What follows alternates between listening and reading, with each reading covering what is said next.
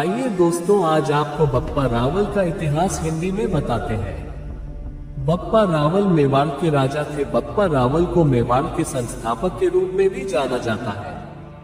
बप्पा रावल के नेतृत्व में उन्होंने अरब अफगान अभियान कर उन सारी जगहों को विजय किया जहां से अरब हमलावर भारत पर आक्रमण किया करते थे। बप्पा रावल महाराणा प्रताप के पूर्वज थे और सूर्यवंशी सम्राट थे, जिन्होंने न सिर्फ हिंदुस्तान की रक्षा की बल्कि एक मजबूत राजवंश की स्थापना की। आप अगर राणा सांगा का इतिहास, महाराणा प्रताप का इतिहास, महाराणा कुंभा का इतिहास पढ़ो तो आपको समझ आएगा कि ये रक्त किस महान बलशाली विजेता का है। बप्पा रावल का पराक्रम ही था कि मेवाड़ राजवंश ने 1300 सालों तक हिंदुस्तान की रक्षा की और कभी गुलामी सहन नहीं की। आइए इस वीडियो में हम बप्पा रावल का इतिहास जानते हैं। चित्तौड़ के महान सुरवीर श्री बप्पा रावल के पराक्रमों से जनता अनजान है। क्यों? संसद भवन में उनकी तस्वीर है। पंथ प्रवर्तक दिग्विजय बप्पा रावल, जिन पुण्य नामों के स्मरण मात्र से रक्त में ज्वार आ जाता है, सिर जिनकी स्मृति में श्रद्धा से झुक जाता है, ऐसे अनेक प्रातः स्मरणीय नामों में से एक नाम है बप्पा रावल। 1400 वर्षों तक देश की रक्षा का कीर्तिमान स्थापित करने वाले महान मेवाड़ वंश के आदि पुरुष बप्पा रावल का नाम लिखने मात्र से लेखनी धन्य हो जाती है, जिह्वा पवित्र हो जाती है, हृदय अमरता के उल्लास से भर जाता है और भुजाएं फड़कने लगती हैं।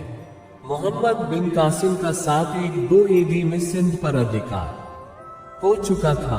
मुस्लिम लुटेरों ने उसके भी पश्चिम के भारत और मध्य एशिया में तो पहले ही कोहराम मचा रखा था। अब सिंध के टूटने के बाद तो वे भारत की तत्कालीन राजधानी चित्तौड़गढ़ तक भी अपनी कारगुजारी दिखाने से बाज नहीं आते थे। ऐसे समय में बप्पा रावल का अवतार हुआ, मानो भगवान का ही अवतार हुआ। बप्पा रावल की कथा मरे हुओं में भी प्राण फूंकने वाली है। बप्पा रावल ने समस्त छोटे बड़े राज्यों को संगठित किया। आम जनता से उसका सीधा संपर्क था। वीरता और देशभक्ति का उसने जन जन में संचार किया। चमत्कारिक गति से मुस्लिम लुटेरों को बुखार फेंका। उन्होंने न केवल वर्तमान मेवाड़ को स्वतंत्र कराया, अपितु इस्लामिक आक्रमणकारियों को पराजय पर पराजय देकर सिंध, बलूचिस्तान, ईरान, इराक, तुर्किस्तान, अफगानिस्तान, काफरिस्तान अर्थात अफगानिस्तान और चित्राल के मध्य का दुर्गम प्रदेश, मध्य एशिया, चीनी तुर्किस्तान अर्थात चीन का वर्तमान सिकियान प्रांत को भी मुक्त कराकर वहां हिंदू पताका फहरा दी। अंग्रेजी चश्मे से देखने वाले तथाकथित भारतीय इतिहासकारों को ये बात नहीं बचेगी। वे भी यही लिखते रहते हैं कि भारत सदा हारता रहा है, मार खाता रहा है। भारत में भी कोई कोई दिग्विजय हुए, ये तो वे जानते ही नहीं।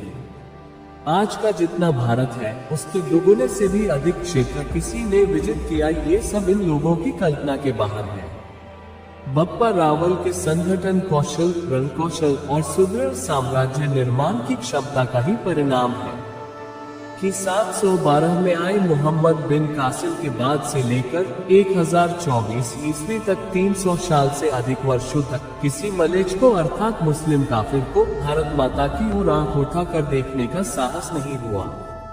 इस्लाम मजहब के प्रवर्तक मोहम्मद साहब के दोहित्र हसन और हुसैन को करबला में उनके परिवारजनों और सेवकों सहित निर्दयता पूर्वक तलवार के घाट उतार देने वाले यजीद को बप्पा रावल ने ही पराभूत कर भारत की सीमा के बाहर खदेड़ा था।